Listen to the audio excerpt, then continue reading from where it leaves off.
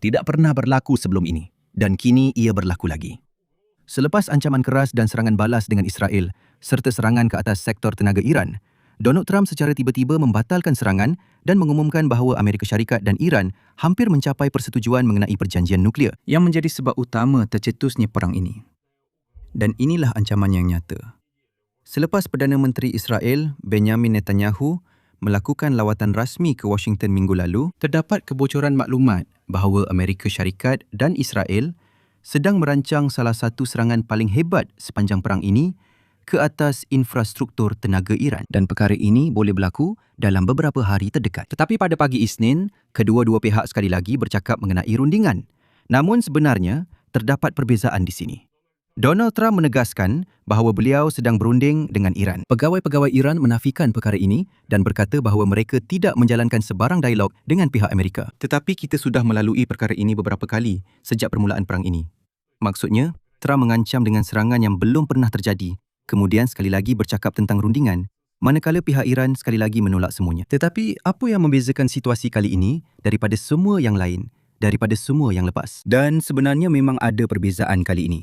Maksudnya, untuk mengatakan bahawa semuanya akan berulang seperti sebelum ini adalah tidak begitu sesuai. Jadi dalam episod kali ini, kita akan bincangkan apa yang berlaku kali ini dan kenapa pakar tiba-tiba melihat optimisme manakala harga minyak sekali lagi jatuh. Nama saya Alexei Peci. Mari kita bincangkan topik ini bersama-sama. Tetapi sebelum kita mulakan, saya ingin meminta anda untuk melanggan saluran YouTube ini. Kita sedang menuju ke angka 300,000 pelanggan. Oleh itu, saya amat berterima kasih atas setiap langganan anda. Jadi, mari kita bincangkan semuanya satu persatu. Kita mulakan dengan ancaman terhadap Iran.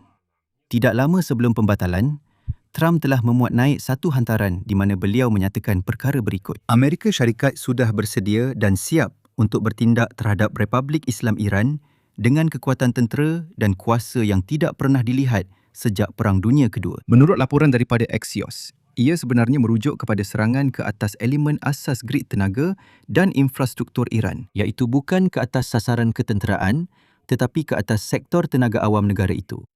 Itulah yang Donald Trump ancam setiap kali beliau mahu cuba berunding dengan orang Iran. Namun seperti biasa, hanya beberapa minit kemudian, Donald Trump yang sama membuat pusingan U secara tiba-tiba. Donald Trump menulis, saya petik. Kami baru saja menerima permintaan daripada Iran dan negara-negara Timur Tengah yang lain untuk menahan diri daripada sebarang serangan kerana parameter perjanjian nuklear telah pun dipersetujui. Berdasarkan permintaan ini, saya telah bersetuju demi kebaikan masa depan dunia dan seterusnya demi kelangsungan Iran yang berjaya dan makmur untuk membatalkan serangan. Dengan syarat, kita dapat memeterai perjanjian dengan segera. Dan menurut katanya, perjanjian ini mesti merangkumi petikan pembukaan Selat Hormuz yang segera, sepenuhnya, bersejarah dan mutlak, serta penghentian ancaman nuklear Iran. Baiklah, bunyinya seperti biasa. Indah. Tetapi pada hakikatnya, Iran mungkin tidak akan bersetuju untuk menyerahkan Selat Hormuz tanpa syarat. Bukan untuk itu mereka melengahkan masa selama ini. Tetapi apa yang pasti diketahui ialah siapa sebenarnya yang berada di sebalik perubahan pendirian Donald Trump itu. Kerana, jika sebelum ini Donald Trump, ingatlah, sentiasa menyatakan bahawa ada seseorang dari rantau itu yang memintanya untuk berhenti, bahawa sebenarnya dia sendiri tidak pernah membatalkan serangan ke atas Iran. Setiap kali ada seseorang yang memintanya, tetapi kemudian tiada siapa yang dapat mengesahkannya.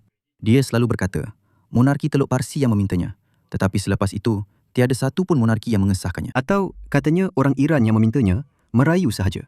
Tolonglah, ambil masa sekejap, mari kita berbincang. Tetapi kemudian orang Iran berkata, kami langsung tidak meminta kepada sesiapa pun. Tapi, kali ini ada seorang individu tertentu yang nampaknya benar-benar meminta supaya tidak menyerang Iran.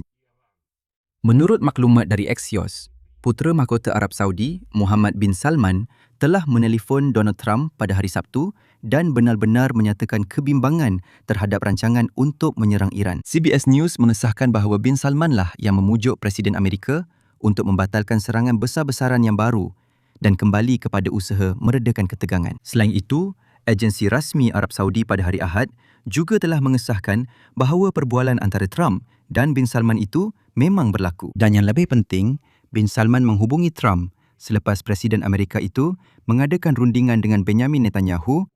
Selepas itu, Trump mula mengancam untuk menyerang sektor tenaga.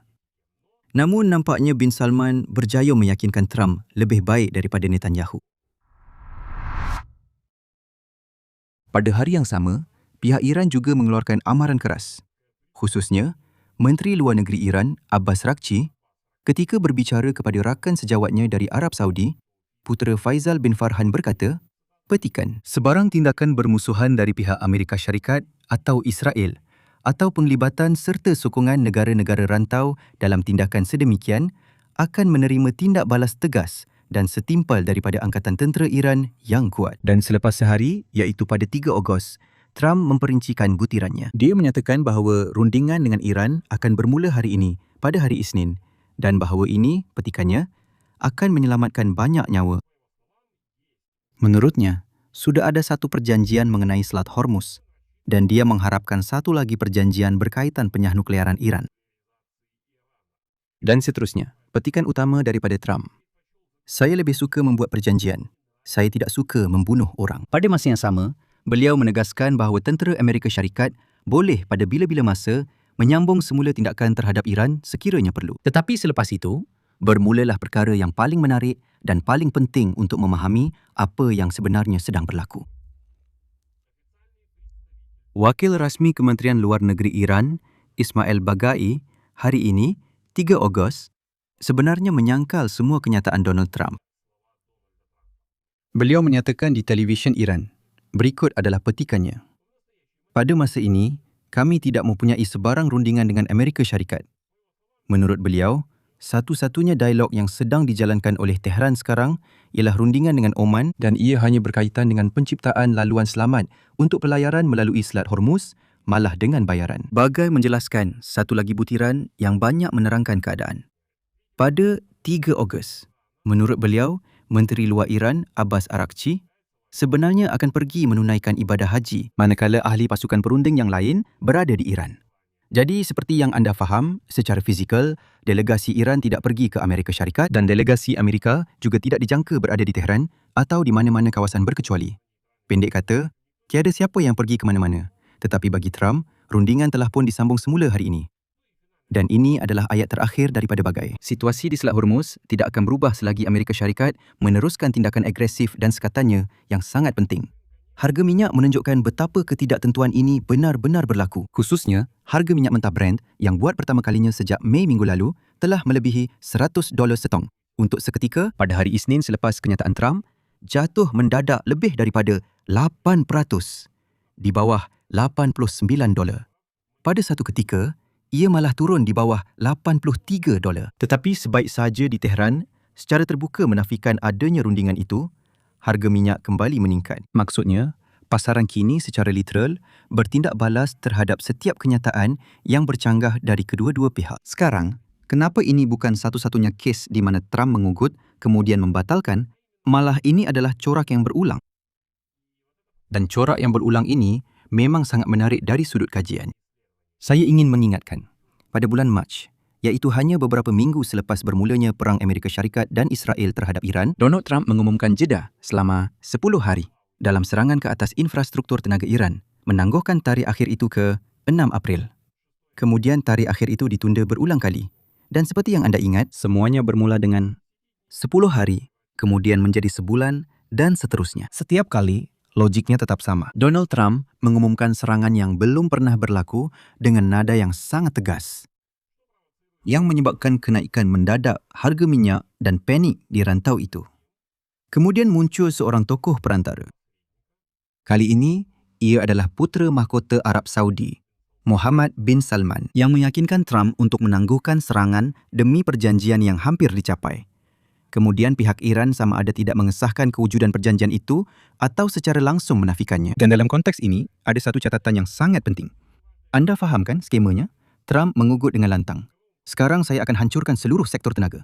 Ini akan menjadi serangan paling kuat sejak Perang Dunia Kedua. Kemudian, menurut katanya, muncul seseorang yang dirantau itu memintanya dan benar-benar merayu supaya tidak menyerang. Dan dia berkata, baiklah, saya tidak akan menyerang. Dan pada peringkat seterusnya, Iran berkata, langsung tiada perjanjian seperti itu. Apa sebenarnya yang sedang dibincangkan? Dan hari ini, ternyata syarikat minyak gergasi melaporkan keuntungan rekod di tengah-tengah perang dengan Iran. Syarikat ExxonMobil, secara rasmi memperoleh lebih daripada $14.5 bilion untuk suku tahun tersebut. Chevron pula memperoleh 12 bilion, syarikat Shell hampir 10 bilion. Dan semua ini berlaku di tengah-tengah kenaikan harga gas dan minyak. Maksudnya, semakin lama Timur Tengah bergolak, semakin banyak syarikat minyak terbesar Amerika Syarikat dan Eropah memperoleh keuntungan. Tetapi kadang-kadang, harga minyak perlu diturunkan supaya syarikat lain boleh membuat pembelian. Sebaik sahaja mereka membeli, harga boleh dinaikkan semula supaya syarikat Amerika dan Eropah mendapat keuntungan. Seperti kata orang, saya tidak memberi bayangan apa-apa. Hanya sekadar maklumat untuk difikirkan. Apa yang boleh disimpulkan daripada semua ini? Untuk Iran sendiri, model Trump ini sebenarnya menguntungkan. Kerana setiap kali ancaman serangan besar-besaran terhadap sektor tenaga hampir menjadi kenyataan, negara itu mendapat ruang bernafas. Sama ada dengan membuat beberapa konsesi formal berkaitan pelayaran melalui Selat Hormuz yang akhirnya mereka sendiri nafikan sebagai satu perjanjian. Atau mungkin juga dengan beberapa kenyataan baru. Bagi Arab Saudi, Emiria Arab Bersatu dan Qatar, yang menurut kata-kata Donald Trump sendiri, kononnya juga sentiasa meminta beliau supaya tidak melancarkan serangan, logiknya juga jelas. Serangan ke atas infrastruktur tenaga Iran boleh mencetuskan krisis serantau berskala penuh dan serangan ke atas kemudahan minyak dan gas mereka sendiri. Sesuatu yang para monarki Teluk Parsi benar-benar mahu elakkan. Bagi Donald Trump sendiri, pembatalan serangan itu membolehkannya kelihatan tegas yang seperti yang beliau nyatakan, sudah bersedia untuk melancarkan serangan yang belum pernah dilihat sejak Perang Dunia Kedua dan pada masa yang sama sebagai pendamai yang mencapai persetujuan mengenai deeskalasi. Namun, harga sebenar bagi pendirian ini masih belum jelas kerana tiada satu pun pihak yang mengemukakan sebarang perjanjian bertulis. Dan nampaknya, berdasarkan kekerapan corak ini, hitaran ancaman, pembatalan ancaman, penafian akan berulang lagi dalam beberapa hari atau minggu jika rundingan sekali lagi tidak membuahkan hasil. Sebaliknya, jika tekanan dari Arab Saudi dan monarki Teluk yang lain kekal berterusan dan bukannya sekadar satu peristiwa, ini mungkin benar-benar dapat melambatkan eskalasi ketenteraan untuk tempoh yang lebih lama.